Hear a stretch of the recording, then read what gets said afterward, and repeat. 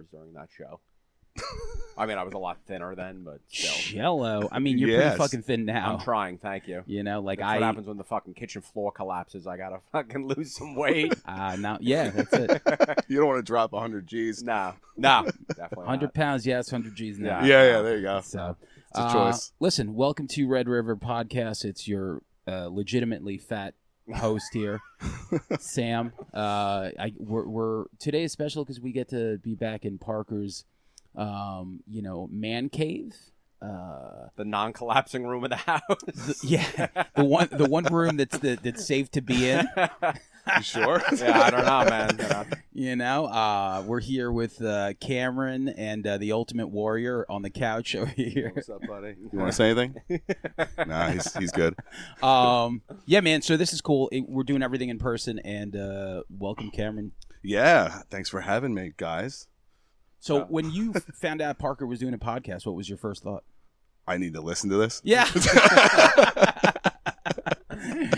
So you guys were in a band for a while. Like, what was Parker like back then? Oh my gosh, what was Parker like back then? He was about double the size. Yeah. Because the way that we met, so we've known each other, I think, since '95. Definitely. Because my old band and Cameron's old band used to play together at the Huntington Roxy together. Yes. And I think we played 4 or 5 shows together. Then we would play like graduation parties and backyard parties and this and that, and just we'd go see each other's bands. So it just was great. Like not great when both bands broke up, but when both bands broke up, it just kind of made sense to like let's just form a new band with like all these other guys. And what was like the musical like idea? Everyone forms. It's like, hey man, this is what's lacking. Like we want to, we like the Get Up Kids, as we were talking about before, or Coalesce. Yeah. So what were you guys vibing on? It's funny when I first got the call for Skycamefalling, like I was like Joe Hardcore. I was just like, it's hardcore. Floor punch. Nothing. Yeah, nothing else matters. I just want hardcore. And then I'm talking to Chris, and he's just like, dude, he's like, all I listen to is like Carcass, At the Gates, Death, like all this like metal shit. John Clerkin was just straight like Pantera, like Southern Trendkill, Earth Crisis, like the Victory Catalog. Cameron was like Failure, Faith nice. No More, Yeah. like that angle.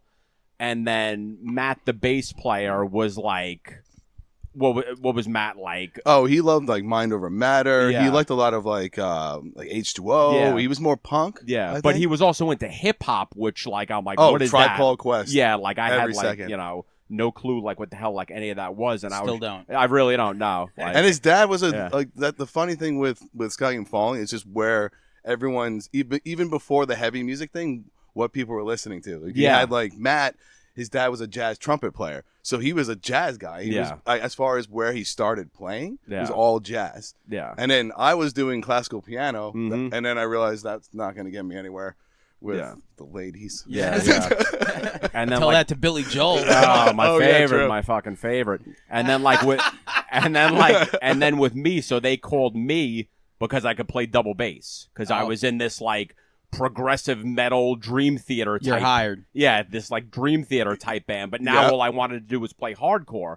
But now they're forming this like metal band because nobody wants to play hardcore anymore. I'm like, no, but I want to play hardcore now. Like I couldn't do it with the old band. So what was like the band like? Listening to that stuff. Like what was a hardcore band that really like made you want to go specifically into that hardcore genre, especially as a drummer? I mean, like with me, like the first 2 that I really got into was like VOD and Earth Crisis, just because the musicianship of both bands. I'm like, these guys can actually play. Like, like I remember people always saying like, oh, like the recordings are horrible. Like the musicianship is horrible. Like you could put on like Earth Crisis, Destroy the Machines now, and like I'm still just like, this could come out now. Like, forget any of the lyrics about, like, straight edge or, like, veganism. Like, the musicianship was fucking amazing, So I was just like, this is kind of, like, the direction that I want to go into, I mean, VOD for me, for sure.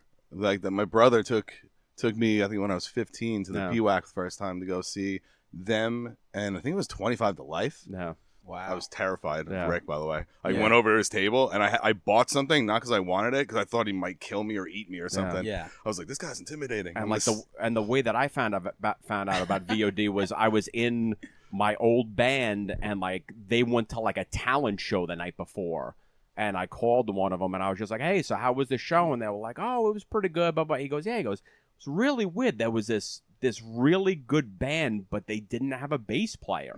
Yeah. And I remember, right. and I'm like, That's right. and I'm like, wait, a band without a bass player? They were like, yeah, but they were really good. They were called Vision of Disorder, and I'm like, oh, that's cool. And then they wound up playing at the Right Track Inn in Freeport. Oh my god! Like on a Sunday, and I'm like, well, fuck. I'm like, if this band is that good, like, I really want to see this band. So like, my bass player's friend's older brother drove us there, and like we get like sick detail. Yeah, because I still remember, and we relevant to the story. I think we were like, what did you have for lunch that day? Yeah. I think we were like 16, and just like we pull up, and I'm like, wait, I'm like other people, and like there's people outside. There's like people singing lyrics of whatever band was. Were bass players outside protesting? Yeah, I'm like, what is this? Jason Newsted was thing? out there. Yeah. Like I didn't understand that like hardcore was like a thing, so I'm like, wait, like these bands have like shirts and like fucking albums, and like it just blew my mind that there was this whole underground thing going on. It is Long Island. really cool when you come across with that, where you're like, you know, there's like the shows that you go to, and then there's a show that you go to, and you're like, holy shit, like that little guy booked this show, and there's 100 kids here, or 200 or 500, or whatever, and then like, you know, similar story, like I start going to shows at like the Roxy in Huntington to see like, you know, big metal bands. Like I go to see like Testament a couple times, then like the curtain, because they used to draw a curtain, funny enough, so the next band could go on, and like the curtain opens, and I just see like all these like scary skinheads on the stage, and I'm like, what the hell is this? And it turned out I was about to watch the band Downset, which I look back years later, and I'm just like, holy shit, that was a hardcore band. Like, I had seen Marauder at the Roxy, and like I didn't realize it till years later. Holy shit, another hardcore band. You know, so those are two scary bands. Yeah, oh yeah, definitely, definitely. But Cameron, so like your guitar style, right? So like when Skycamefalling, like what were you listening to as far as like influences? Because like your guitar style is like pretty unique. So like what were some of the things that really influenced you? You know, it's funny because I don't think it's really a specific band. I think we always joke about this. We always said like we were trying to be like hardcore bands we liked, like Helmet, Snapcase. Yeah. It was like a lot of different influences that we had, and we always felt like we were doing it wrong, but it was right because we were doing it wrong. Yeah. It like made sense for some reason. There was very few bands that the five of us ever agreed on, but Snapcase was one of them. Yeah. You know, Snapcase had, you know, probably the best snare sound of all time, the best groove of all time, and probably like one of the best like recordings for a hardcore band. You know, like Tracks East, like the legendary Tracks East, like always did Snapcase. Yeah. You know? Yeah, no, I think that was, you know, those bands we were really looking to, even VOD though. Yeah. That was my entrance into it. I was like, what are these guys doing? So there's definitely influences. I actually, you know, not to get ahead of myself here, but like going back to 1021 and listening to those songs and working with them, I'm like listening back and I'm hearing exactly what my influence was in parts. I'm like, oh, that's VOD. Actually, one part I was like, "That's 311." I was like, "I don't know how to pull that off." Nice, yeah, like it. 311. Break out the ganj. Let's do it. But yeah, no, I think it was just like I don't know. I think we were just trying to figure out how to be a hardcore band. Yeah, you know, I think even for me, it wasn't like I didn't like a lot of hardcore bands. Me neither. I loved the community. I liked that we can go to a show at the PWAC, and every weekend it didn't matter. You didn't even look to see who was playing. You just show up, and there'd be like 300 kids there. Super social. Before it was like a condensed social media before social media. Exactly. Where everyone was there. But it's funny you mentioned you weren't really that into hard. Same thing with me with hardcore. Yeah. But VOD was that band that crossed over. Yes. Like I'm listening to Lemonheads and Afghan Wigs, and then one day I hear like Take Them Out, Oh, Oh, yeah. yeah. Nice. Good one. On that demo. Oh, yeah. Yes. I think it was Loyal to None on the other side. Or That was, Yeah, I that was think a so. split that they did. Yeah. Yeah. And I was like, yo, this is fucking awesome. Yeah. And then from there, like all the songs that came out, and there was something about VOD that just like really, I don't know, it just came through to everyone. And even if you weren't that into hardcore or loved hardcore, it was just like VOD was like, they were the kings for like 2 years. It Oh, was yeah. like VOD Yeah. and Life of Agony, Mm-hmm. like 93 to 94 were like, I mean, that's any parking lot, that's what you were listening to. Yeah. Definitely. And it's funny because I had a few months of guitar lessons in Music Emporium, and I found out somewhere in the middle of that, I was like talking to my teacher. He's like, "Oh, what are you doing this weekend?" I'm like, "I'm going to see this band. They're called VOD." He's like, "I teach both of those guys," and I was like, "Yeah, sick, hell yeah." Not the bass player. No, Yeah. no. Yeah. But so, Cameron, like the whole part of Skycamefalling, like when you look back now, obviously, you know, when you moved on, did the sleeping, like, what are some of your memories, like now, looking back? Like, how do you feel about Skycamefalling and what you guys did? Oh, I think it was amazing. You know, I think amazing, especially because I felt like we didn't work very hard at it in No. a sense. We didn't practice very often. We just played shows, did our thing. But I look back at it, and I feel like I think it was just so natural and organic the way we all played together. Like it just turned into something really, really cool. And we were playing. It was cool to like leave.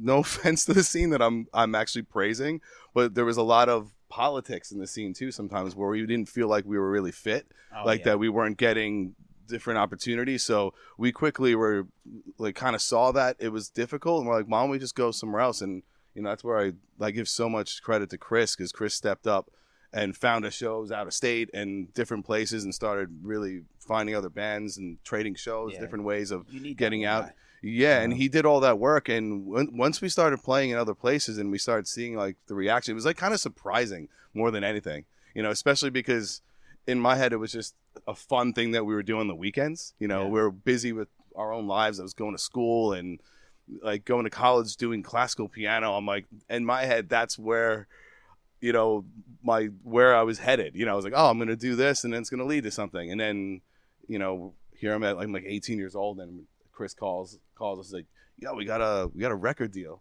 I was like, with this shit? I'm like, are you serious? We're just like yelling into a microphone. And it is abrasive stuff for sure, 100%. Yeah. So I guess I just didn't understand that potential, and it didn't really matter. I wasn't like, and I think that's a difference even from that era to like now. You know, it's, you know, like nothing is really underground anymore with the internet. Yeah. So back then, it's like this whole scene was just no one knew about. I went to Massapequa High School. There was 3,000 people going to school there, and I could maybe name 10 people that knew about the music that we were playing and the music that the shows we were going to. So it was literally just an underground thing. I didn't think it would go anywhere or do anything. So I just think it was really cool just that it just evolved. It was surprising every step along the way when we were getting offered to play shows or we're doing Warped Tour, you know, all these different things that we got to do. It was just like humbling and surprising. I'm like, I can't believe people care about this. Yeah, there's something about like hometowns. Like sometimes, you know, you'd play to your friends and your friends are there and being supportive, but then when you go play somewhere else where people don't know you, they're like, okay, like they genuinely are like, we don't like this or we love this. Yes. And so there's no attachment to like, 2 years ago he was a dick to me, or True. like vice versa, like I hate his girlfriend. You know what Yes. I mean? Like shit like yes, that. that's So true. it's like, Yeah. you know, so when you go elsewhere, it's just like you're just some guy.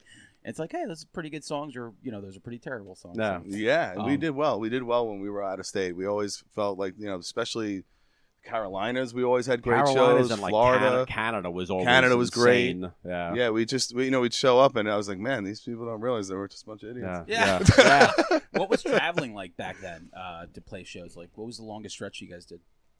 Thursday. Well, from when I was in the band, it was the Thursday tour. Yeah. So, and that was 21 days straight. Wow.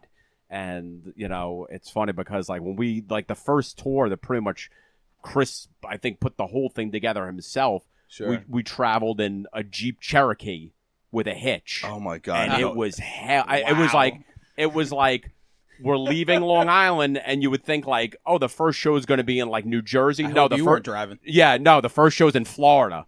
So we go straight. Remember that? I Cameron? remember that. I remember we get to Florida. Yeah. It's it's Florida. Yeah. 95 degrees. Yeah. 100% humidity. Yeah. And the engine's overheating. Yeah. And Clerkin is blowing the hot air into the car so we can make it to the show. Yeah. Yeah. And we're all just naked, practically, just like glued to the seat. Yeah.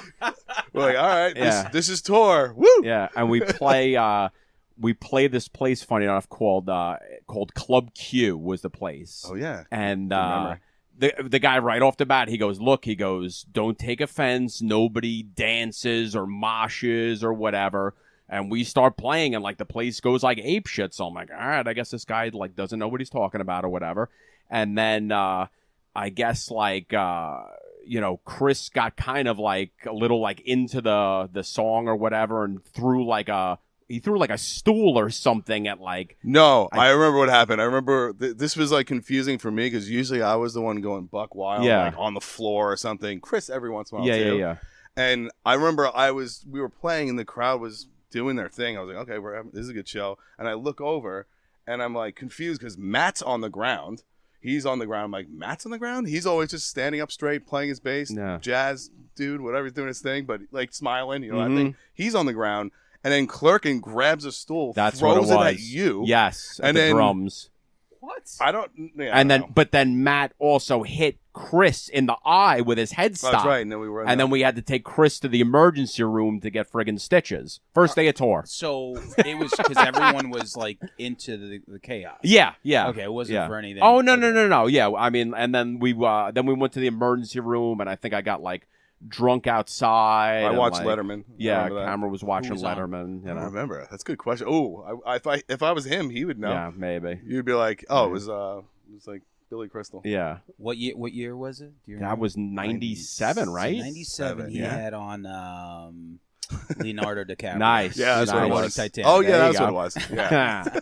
Musical guest was probably Janet Jackson. Nice. Yeah. Nice. So all right, so everything's going great, and then like obviously the band comes to an end. So like, what was that like for everyone? I mean, it started getting it got tricky after you left for sure. Because once Parker left, there was I think that with any heavy band, if you lose your drummer, like it's so much a part of the identity of the band. And we had a bunch of different drummers that came through, and it was always good. It just never felt the same because Parker has a very unique style himself and pocket that. It's hard to replicate. Yeah. So every time we would get someone, they would do their thing, and it just always felt like the songs didn't feel the same. Yep. And we were constantly changing between the drummers and then bass players, and eventually we ended up locking in with Sal, who's in the Sleeping, and he was one of the guys that stayed on for the life of the band. And then we were again tossing between drummers, and then I found out through a friend. Hey, I got this guy. He's great. You should meet him. This guy Joe. He plays drums. He's awesome. And I'm like, okay. And then Joe came down and did a couple of practices, and we're like, okay, this guy's an animal behind the drums. This is gonna be fun. And we started playing. And then poor Joe, he was like a bedroom drummer, like doing Dream Theater, learning how to play. Like it sounds like he has 18 arms and he's playing all this crazy stuff. Just finally had an opportunity to be in a band. I think we maybe did like 7 or 8 shows, and I'm like, yeah, we're breaking up. And he's like, what? He was all upset by it. And then it was through the kind of the death of the band there that we're like, well, we've never even we've been on stages together. We've never even wrote like anything together. Sure. Why don't we try to write something together? And Chris was going to be, he was going to be in it too. Like we're like, all right, look, and then it just wasn't working. Chris was, I don't think he's going to work for me. I don't know if it's the right thing stylistically. His life was going a different way. So we just decided to, start playing together, the 3 of us, and it was working. And then it was, we got to get a singer. And I think we were already, even if you hear the 2 songs, Skycamefalling thing, I was getting more curious, especially, like I said before, I wasn't like that huge into hardcore. Like I was like, I want more melody. I want more melody. I want more singing. Like I like the heavy stuff, but can we get more melody? So we started trying out singers, and I think we tried out over 20 singers. Wow. Like we were, it was a long, grueling process, and it's weird with singers. It's so funny because we'd had a few pieces of music that were ready. They'd come into the room, and each singer would sing something, and it would be like completely. It changed the Different, yeah. whole character of the band again. So it took a little while, and then finally, Doug, he came down from Jersey to try out. I'll never forget it. Like he just came down, and his energy during the practice. I'm like, you do realize this is not a show. Like he was running around the room. I'm like, is there an audience in here that I don't see? Because like he's riling me up, so that's working. And he just had like this energy and enthusiasm that just made sense right away, you know. And like, I think this is gonna be a cool dynamic. And you know, we like tagged. I think we took a while to tell him that he was in it, and like, yeah. And then we finally, I think we should do this. And then that just made sense. And then we just started pushing it. I think we spent about a year, just like playing together, writing some stuff. You know, I worked at a bank for a year, even though I like got a job. I was like, I'm quitting this. I want to go on the road. Yeah. So it was like, pretty much did that. Yeah. But yeah, no, it was great. And that was it. And then the Sleeping was formed, and that what was like the you know, like the goal for everyone musically and stuff? Like, what were you guys, you know, there's always like, you know, as musicians, we all listen to shit and then filter it out. You know, it's like, sure, we're like, okay, like I'm a big Sam I Am fan, Face to Face. So technically, whenever I write, like it's just too in my DNA to not come out that way. Yeah. So what was like the songwriting process like in the very beginning? Because I know Doug, man, like I told you before, what an amazing singer. Just pretty flawless. Like I don't think I've ever heard that guy have a bad vocal day. No, he's a force, and he's just like, he could go. That's what's so, I never understand it. Like the guy hadn't sang, and even when we were doing this record that we were working on, he would just go all day long. I'm like, how is your voice? I'd sing like 4 notes in my voice. I'd be hoarse and I'd be done for the day. Yeah, he just keeps going. It's insane. Yesterday, like, so we were playing last at the show. Yeah. And I'm like whispering to people because, like, you know, when you're somewhere and you yell over the first 3 bands and then you're the last band, you go up there and you're like, oh my God, I have to sing now. Yeah.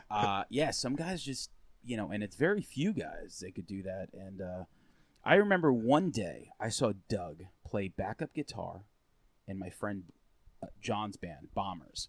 Oh, yeah, yes. And I was like, what the fuck? I'm like, first of all, he's killing it on guitar, and then the backup vocals were like this like soaring power. He just has power to his He has so much power. Yeah. Both of those vocals, Chris and Skycamefalling too, like when he would, both of those guys, they would, like, people right away, like, check that mic, and like, whoa, jeez, all right.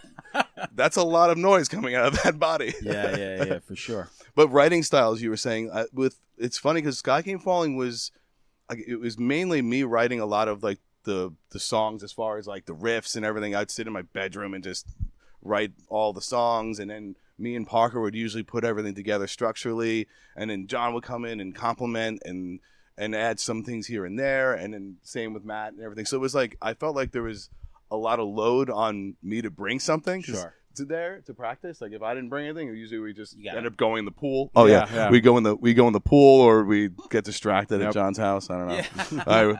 Basketball, whatever else. Yeah. So for the Sleeping, what I found to be so interesting, I'd never like really done this before.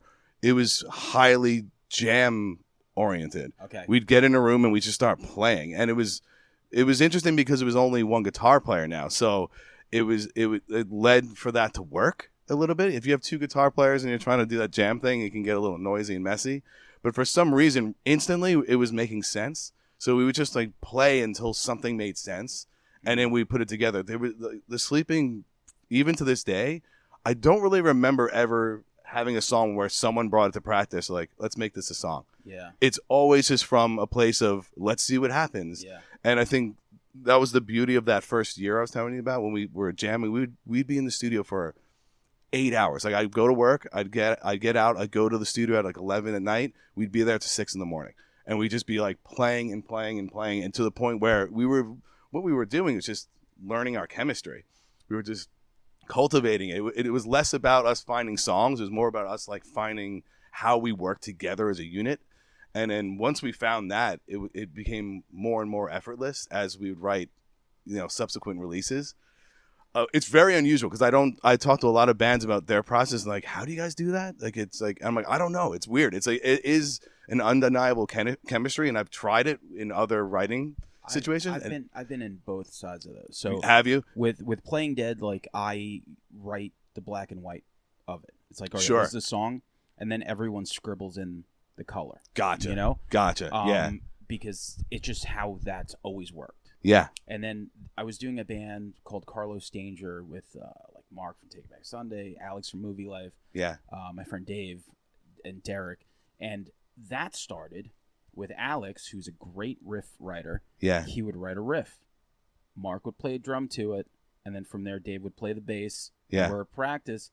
Derek's still thinking of a lead. He's not playing it. He's just watching. Yeah. And from there, I start humming a melody, and then that's kind of how that happened. We wrote like 8 songs super quick like that. That's awesome. So I've been a part of both of those, and they both fucking work, I guess. But like, yeah, it's, you know, you guys just hearing that story. I mean, that's how a band becomes a band. It's like you're there and you're putting in that much time. So it's like to watch where you guys were and now the excitement. I don't know. It's like you got to put work in, and you guys sound like you did. And we put a lot of work in, and it's kind of testament to how, you know, to fast forward to where we are now with writing the record. We went in with nothing. Wow. We went in with like really what happened was, you know, this was sort of fate. We had a show booked for Irving Plaza last. I guess it would have been, you know, the December. The December the before last, and that fell through. So we got together. We all flew out. We were worried because we knew the pandemic thing was getting worse again. Yeah. And we were like, oh God, this sucks. Like, and you know, I was like, I was living in, you know, Mexico at the time, still sort of am, and I was like, do I fly out? What are we doing? Because it sounds terrible there. And we decided to do it, and so we get to practice. We were practicing at AMH. We're lucky enough that Dan from AMH was like, yeah, just practice there. No one's there. Nothing's going on right now because of the pandemic. We're like, cool. Set up all our things. We're about to hit our first note. And then Christian calls and goes, yo, dudes, I don't think we could do the show. Literally everyone at all of our staff, we don't even have enough staff to even do this show. Everyone, yeah. So that was December 2021. Yes. We played Starland in mid-December, and after that, like, it was like, brrr, like everyone was like, you know. I mean, granted, I felt literally nothing, but yeah. It was so it kind of happened organically then, because we hung up the phone and we're like staring at each other. Well, we have everything set up. We haven't like hit one note. We're like, oh, you want to play Believe What We Tell You? And in my head, I'm going, why? We're not. We played that song 3,000 times, like, or more. Why are we playing this for the show that we're not playing? I don't get it. And we did. We just warmed up for a second, and then like, yo, you guys want to just jam on some stuff? Yeah. And then like the first track that's going to be on our upcoming record, maybe 20 minutes. Yeah. And right away, it's like the testament to all that work we did back then. The, like, you know, the building of chemistry and just learning how to play. You just turn it on again. It's like riding a bike, and we just have this natural, you know, ability to fill in each other's blanks. Like, we know what our roles are in some weird way, but we don't. It's a little different every time, but it came out so effortlessly. And it was, not to mention, it was freezing in the venue. Sal he used to own the venue, and Sal couldn't figure out how to turn the heat on. I'm like, didn't you own this place? Where's the heating?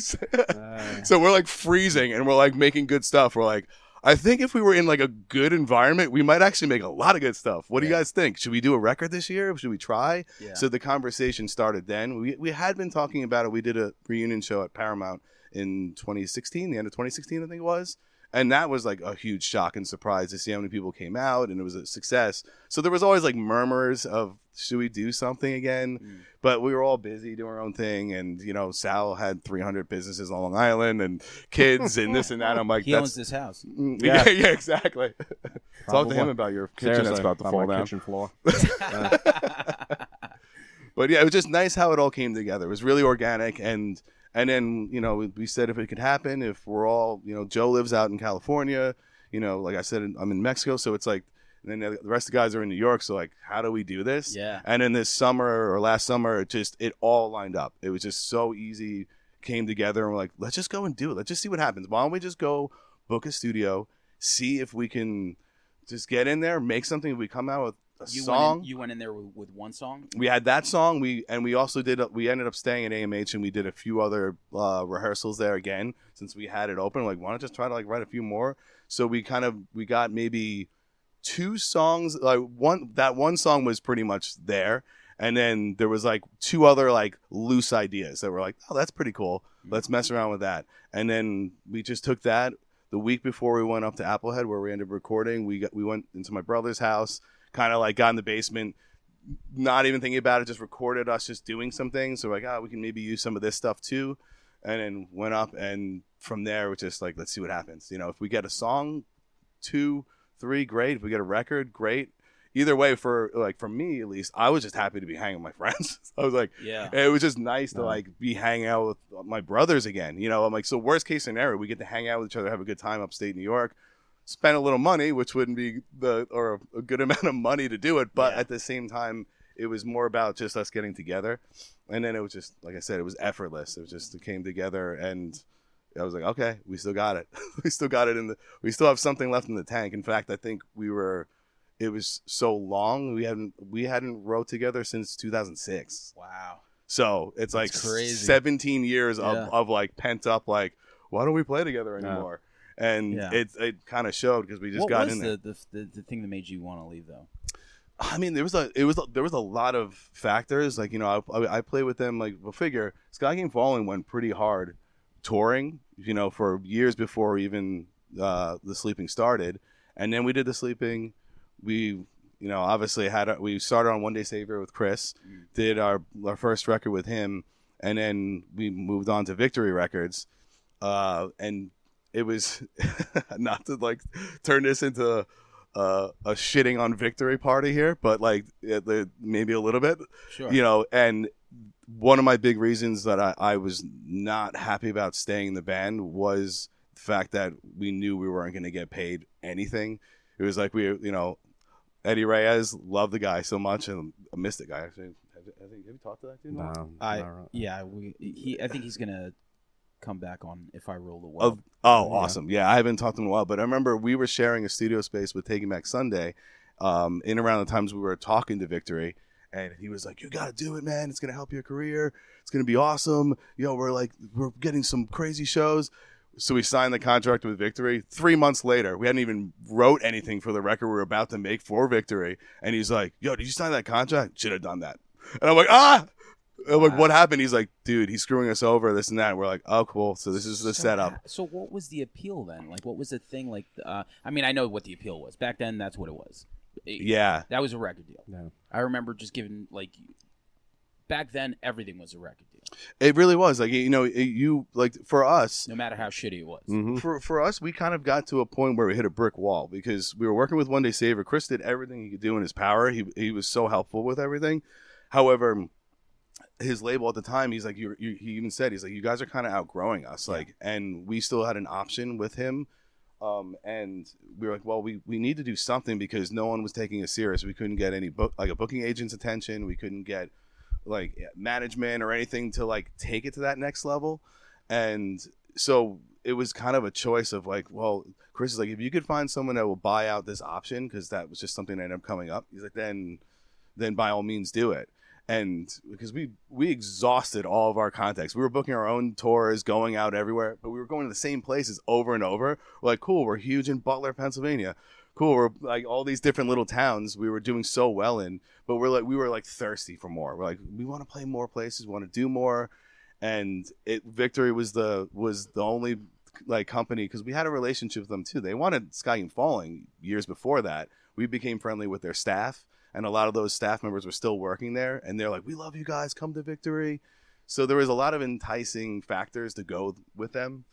And really, I think once we signed with Victory, like, it was very clear with like the dynamic. It was like Hawthorne Heights, Taking Back Sunday, all these bands started suing him. Wow. And doing all these things. I'm like, oh God. So we went after it hard.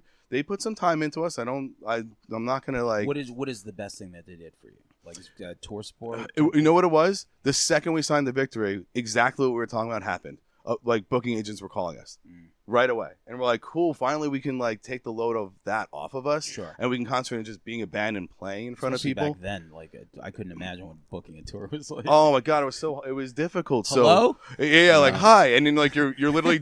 I remember one time the sleeping, we were playing a show in Wisconsin. We went to a place I don't remember what city it was, and we were supposed to be going to a venue called the Milk Bar. And we're like, okay, so we have like handwritten directions to go to the Milk Bar, and like we're driving around, we're getting close, and then we pull into the neighborhood, like this neighborhood, and we're like, it says we're like on the street, and we're looking around, it's just like a residential neighborhood, and we're like, you might have to call that guy, like, yo, just pull over. We'll just call the guy really quick. And then I don't know who calls him. It's like Joe calls him. He's like, yo, man, we're like, I think we're outside, like we're at the address you said, but like I don't think this is right. And he's just like, oh, I see you. And we're like, wait, what? And this kid comes out. He named his house the Milk Bar. Man. Amazing. Which Which was actually amazing. That was actually really fun. That show was great. Okay. But he came out and he was just like, oh yeah, it's here. Yeah, it's just, this is it. And we played a living room. He had, I think it was his grandmother was in the other room. She's in a wheelchair. And I'm like, are you sure you want us to play what we're about to play? Your grandma's in the other room. Yeah. And like, she's like, no, it's fine. It's okay. I'm like, you so sure? Cool. That's great. And we set up our lighting rig because we had like Home Depot lights and like Yeah. random like DJ lights that Joe got from his like, DJing gig or something. Yeah. So we had like lasers shooting out and all sorts. So we did the whole production thing.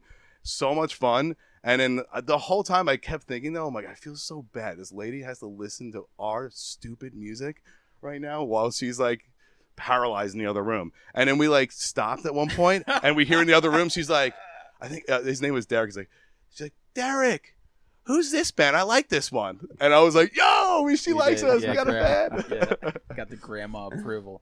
I definitely like went 5 different places here with this, but to answer your question about like what made me want to leave, there was so many factors. I think at like towards the end of the Sleepings, I guess 2007, 2008, we were doing well. We were playing a lot of big shows, and I think it's funny how you start doing bigger things. I think there was a little bit of a divide, at least I felt it, between us as like people. Like songwriting or Just like personality wise, I think we were dividing a little bit. I think it was also starting to feel a little bit like a lot of pressure on us to do things. It never felt that way before. Everything felt so natural. Now it felt like we're working for someone else, and that someone else is not giving us. They're not going to give us anything. So every dime that we're going to make, we're putting back into ourselves to go on tour again. But we're not taking any money home. We never were. So and I'm doing the math in my head. I'm like, Sure. I'm 28 years old. Yeah. We have 3 more records to do with this label that's not going to like pay us. That's a 2-year cycle to write, tour, do that thing for each one. That's 6 years. I'm going to be 35 years old and I'm going to have nothing to show for it. And we're not even really getting there's so many things. And then I met someone also, which was like part of the equation, maybe the tipping point, but all these other factors were more on my mind. And I proposed the band after a grueling tour. We did 230 dates in 2008 or 2007. Wow. I think 2007 it was. We did 230 shows in 1 year. I was done. I was like, guys, I think we need to just like take 6 months off or something. We had a meeting, I remember, at Joe's house, and they were like, we can't stop. It's just like we got such a good momentum going. We can't stop. I'm like, dude, I can't do this. I'm burnt. I need time. And they didn't want to stop. And I was just like, well, I can't do it then. I gotta like take some time off. I'm like, I feel my sanity is crumbling. And I also, I was 29. I never really like, I've been on the road the whole time. I didn't ever had a place of my own. I just felt like not a human. Yeah. So I was like, I want to feel like a human. I want to feel like my personal life is a little bit more stable and let this be something on top of that. But Sure. There was nothing underneath that. It was like my entire identity was around this band that didn't feel as strong as it should have in that way. Well, with the time invested, man, it's just, that's the whole thing about, even now, it's funny, what bands would do back then as opposed to now. Yeah. Now it's like you could reach, through the internet or like the streaming services. I feel like streaming services almost like help you not tour as much because exactly 100%. Yeah. You can get stuff out to wherever. I mean, look at Incendiary. Yeah. Right? We were just talking about that. Exactly. Weekend Warriors, and it works great. And there's so many young bands now that are getting on playlists and this and that, and their first shows are at festivals, which I don't envy that, to be honest. That's the opposite side of the coin, where you haven't worked out that live thing yet. Yeah. You know, something different about that. You know, it's almost like, I feel like that's probably it's a strange way for things to happen.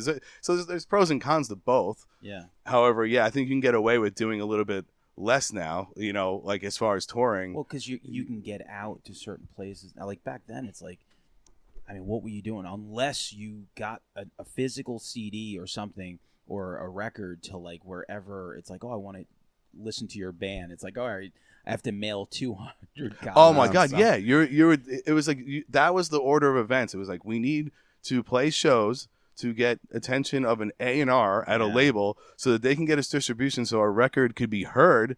Now it's just like distribution, like, you know, my mom could fart into a microphone right now and put it on Spotify by tonight. Yeah. And she got distribution. Mm-hmm. Like, it's pretty amazing. Yeah, it's really incredible. So that now that factor out of it, you know, it is really cool where we are, you know, which is, well, if you know, especially for people like you, like that you put in so much time and a lot of work, and I feel like with a band that has like a catalog or like, you know, shows under their belt like you guys, there is that time where people miss you, they missed you, and then others are like, oh, you know, I never paid attention to the Sleeping, and in those 10 to 15 years, they're like, oh, this record's great, I hope this band tours again. So that's kind of like where you are now. So like, what was that St. Vitus show like? Oh, it was incredible. You know, I think it's so funny, that whole was Parker there? No, I don't leave the house anymore. You gotta play here. Yeah, you gotta play here, and the kitchen's gonna fall on us with the morbid play angel. downstairs. No, it was amazing. You know, it was such a reminder again too of like why we do this. You know, it's just, you know, we still have people that care. It's like really, like, I never thought that would have been a thing. With Skycamefalling and The Sleeping, to think about it, like, we're just kids making music, having fun. Yeah. To back then to think, oh, in 20 years, you're still going to be playing shows and people are going to come out and watch you. I would have been like, really? That's doesn't even compute. It's such a strange thing. So that St. Vitus show was, you know, it was insane. It was like we sold it out in 15 minutes or 13 minutes. I don't know what it was. I was like, okay, people still care. And then the energy in the room was just unbelievable. It was just, I was like, oh, this is why we do this. You know, it's like, it's almost like a reunion for everyone. It's not for us. It's like a reunion for people, everyone. For everyone. Everyone comes out to the shows. People are seeing people they haven't seen in years. And I was talking to someone about it, and I was talking about how important it is because, you know, now we're older adults, this and that. Like, when do you see people? You see people at weddings, you see people at funerals. And like that's where reunions typically happen. Yeah. You know, and this is such a like cool like addition to that. Absolutely. Honestly, I hate funerals and I hate weddings. So don't invite me to either one of those. Just throwing it out there. But I like dancing at weddings. I'm the last man on the floor, just so you know. Oh, yeah. Yeah. And Cameron was actually the last man dancing at my wedding, funny enough. Clerkin and me and Clerkin were the last ones. They were cleaning up, and we were dancing with the people cleaning up. Yeah, that was a good time. It was awesome. That was a good time. What's the best wedding song? Ooh. What is the best wedding song? Oh, I don't know. It doesn't matter for me, really. Yeah. But wait, let me think. There's got to be one. Would you dance to it? Like, what would close out the night at Parker's? Do you remember? I don't know. All I know is like you guys coming out. What did you guys come out to again? Slayer. We came out. We did, but we came out to like that classical. The 04 Tuna started it. Oh, that's right. Before, yes, the botch thing. Yep. And then it converted into Rain and Blood. That's right. And then we came out to cool. that. Yeah. Crowded House, Don't Dream It's Over. Yeah. That's what closed out my wedding. I mean, for me, any like 90s like hip hop, you throw that on at a Yeah. wedding, I'm just lose my mind. Dun, dun, dun, dun, dun. Yeah. Shout out to my friend Bob who came out to Firestorm.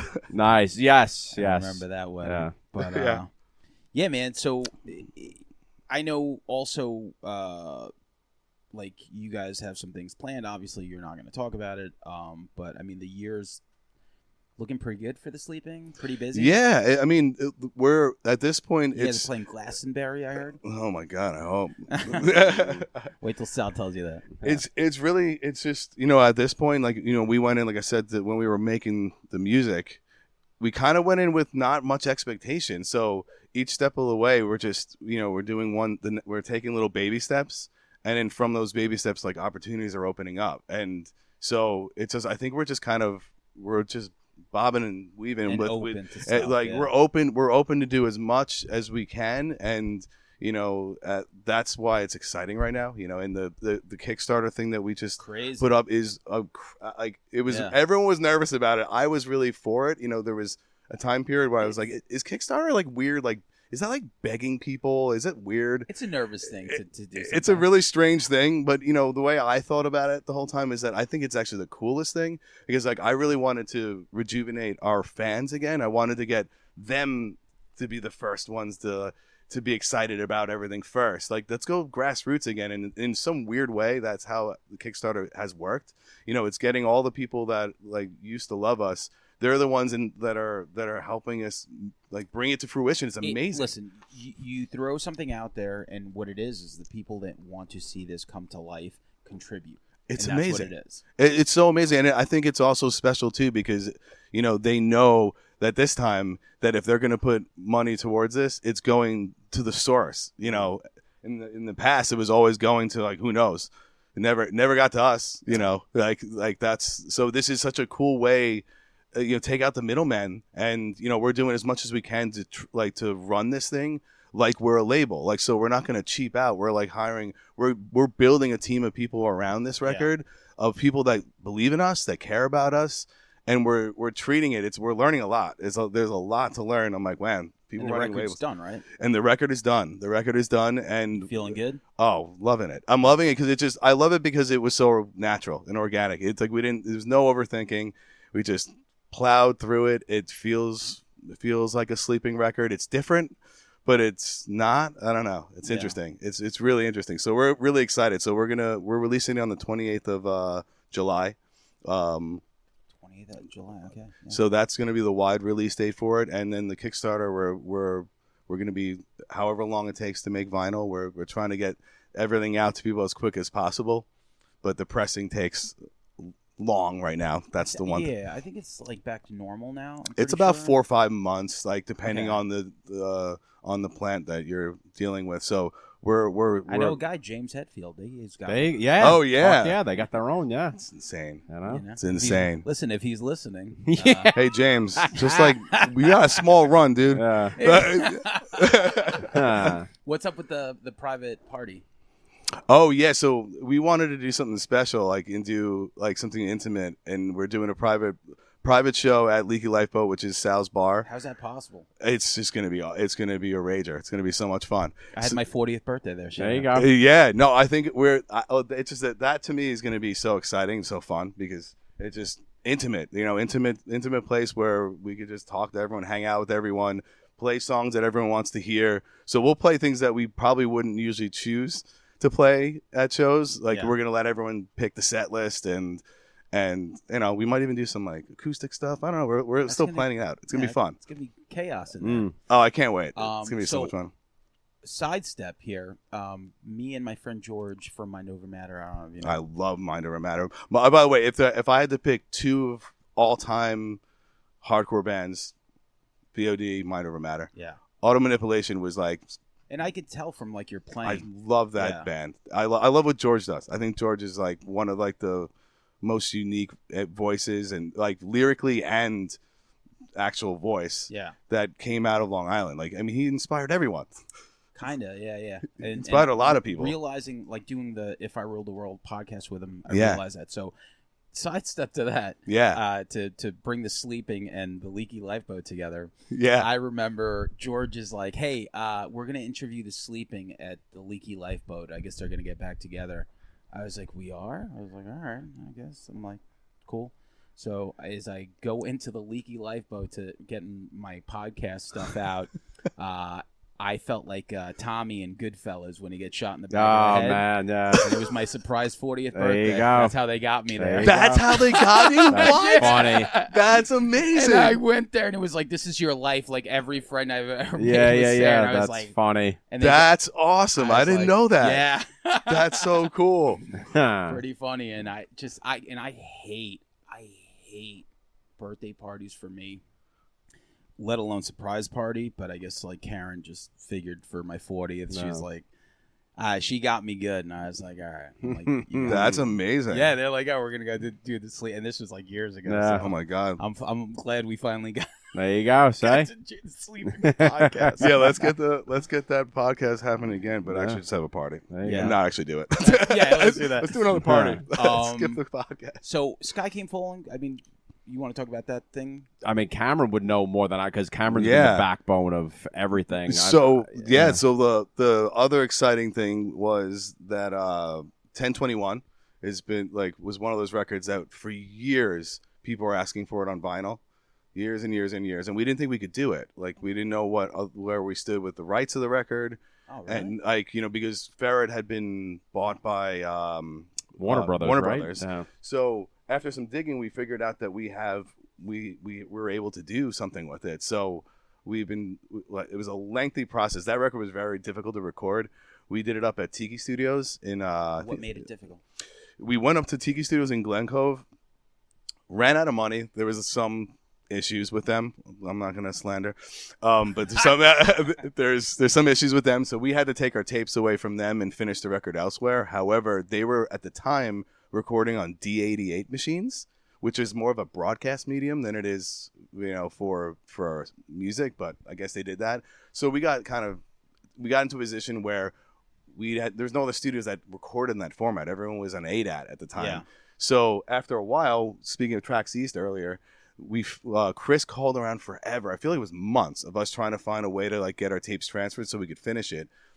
Someone was recording at Tracks East, and there was the same issue. They had a problem where they had to rent a D88 machine to transfer to ADAT, and they happened to have it in the studio. Like, if you send it right now, we could do the transfer for you.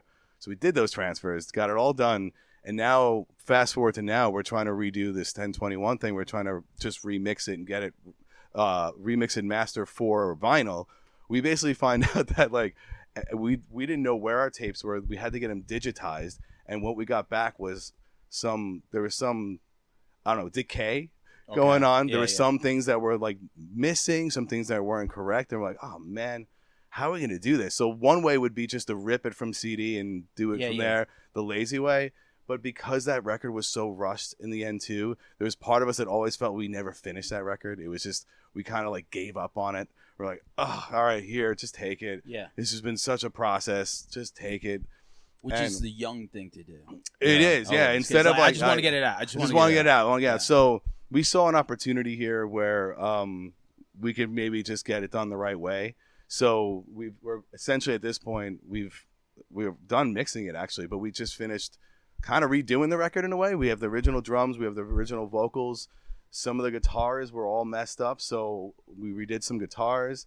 The bass was kind of like was strange too, but Matt, our original bass player, he was like, I want to be on it this time, because he wasn't in the band for the second record. And we're like, dude, just go record your tracks. Yeah. So he recorded his tracks in his room, finished them up, and then sent them. Fucking technology. Yeah. It's insane. No. And Matt's a maniac. He one take the entire thing. No. Yeah. I'm looking at it. I'm like, there's no edits on this. And I'm like, he's like, oh, I just one take the whole Yeah. thing. I'm like, you're a maniac. Yeah. Like, he's a phenomenal bass player. And so we brought that in, and I just went up to Applewood where the Sleeping just recorded, and they helped me like finish the guitars and finish mixing it and bring it back to speed. So it's a little bit of a new record. Yeah. It's a little bit like reimagined. I tried to keep the integrity as much as I could Sure. of the old one, but at the same time, there's no way we were gonna be able to get the sound like the old one. So I'm like, we may as well just 2.0 it a little bit, and we're gonna release it on vinyl, and both versions will be available online. So if people are purists and want to hear the old one, go for it.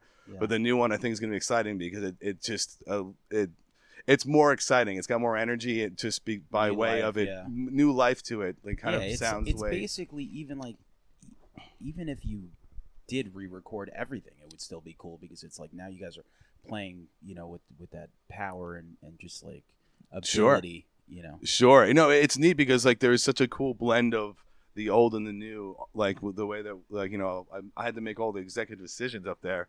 But that was my thinking was like, I do want to honor what we did because there was something special about it. Yeah. There was an energy and a feeling in that recording, so I was trying to keep that aesthetic still. However, just elevated a little bit because let's face it, every modern hardcore band the recordings sound phenomenal. Like imagine that. Like we said before. Yeah. Snapcase. There was I feel like Gomorrah Seasons End, Earth Crisis. There was Snapcase's records. Like you listen to a Helmet record, you're like, damn, these sound so good. And then every other band was just kind of like, is that a Metal Zone? What are you guys using there? Like, holy shit. Yo, Metal Zone was my first pedal. There you go. Same. Yeah. Same. I was like, oh, this is cool. And it was not cool. Yeah. Yeah. Wow. And I mean, he played me like early on, like a really early mix, like through his phone.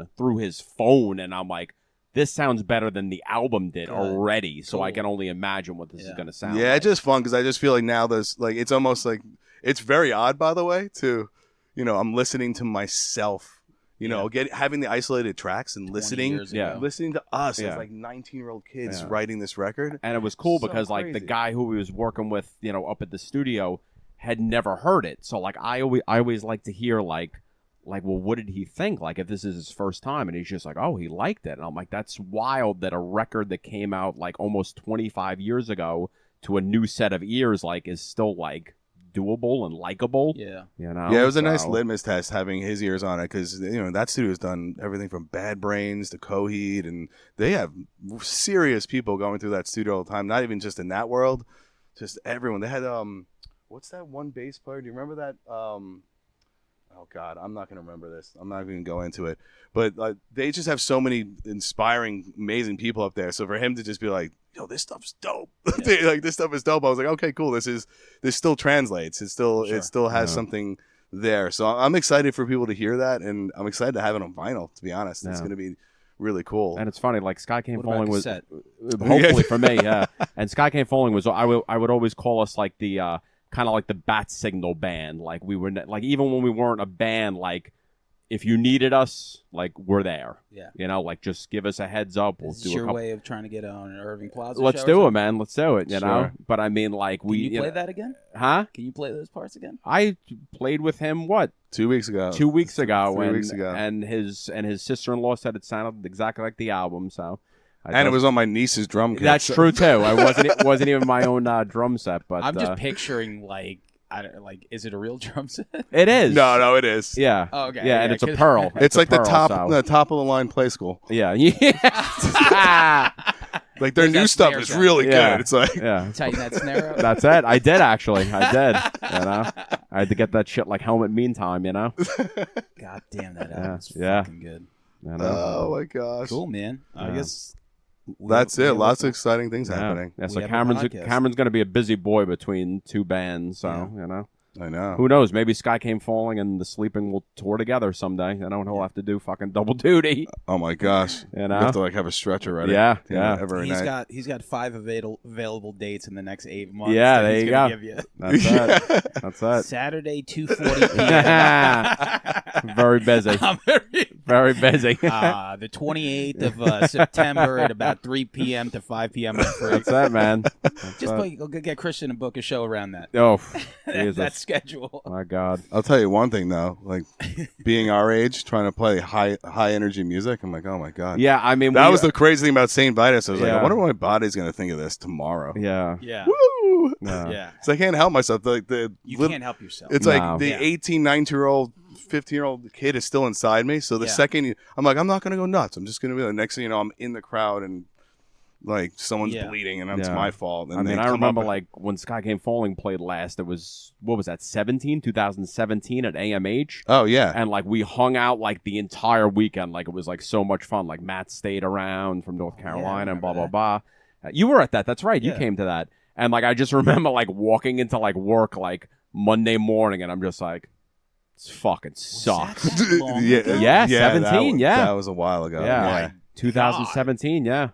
And I was never, I mean, like I look back now, like the length that Skycamefalling went on, like after me, like I still know that I fucked up leaving when I did because they got the bigger tours in Europe and Warped Tour and stuff like that. But I'm just like, Jesus Christ, like if I'm upset that much for missing out what I did, like I don't know if I could have fucking like lived with myself, walking away from that shit. Yeah. You know, so I give Cameron all the credit because I remember like when he started like touring with like the sleeping, like I think you had like a fucking like a demo, like a 2-song demo, We and I'm did. like, you're going on the road for how long with a fucking demo? Oh yeah, we were like hand screening. Yeah, so I Like, give him the- all the credit in the world. You know, Well, thanks, Those man. are the Yeah. people.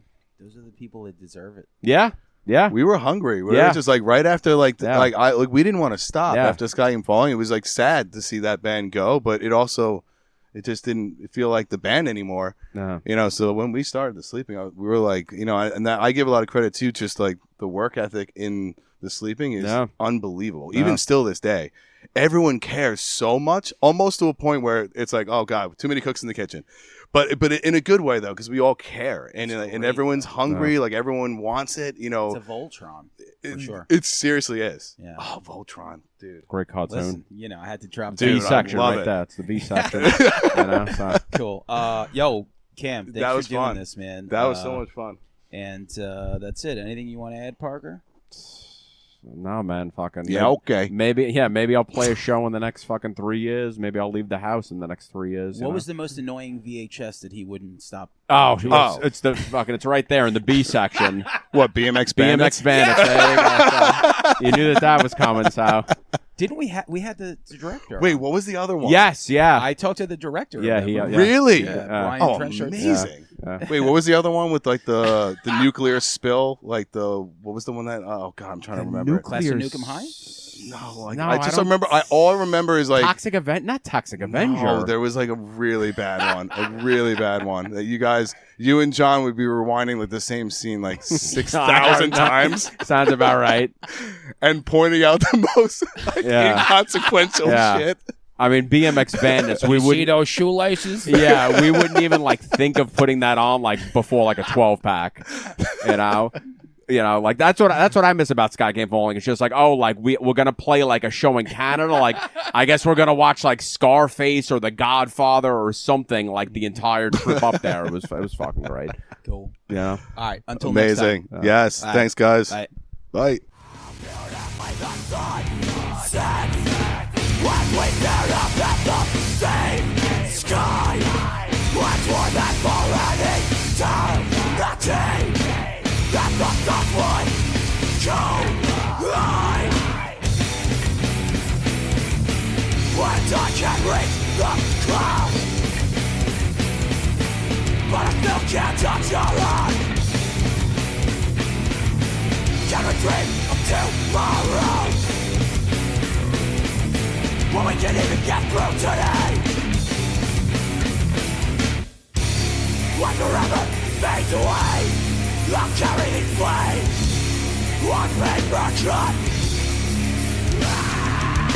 How beautiful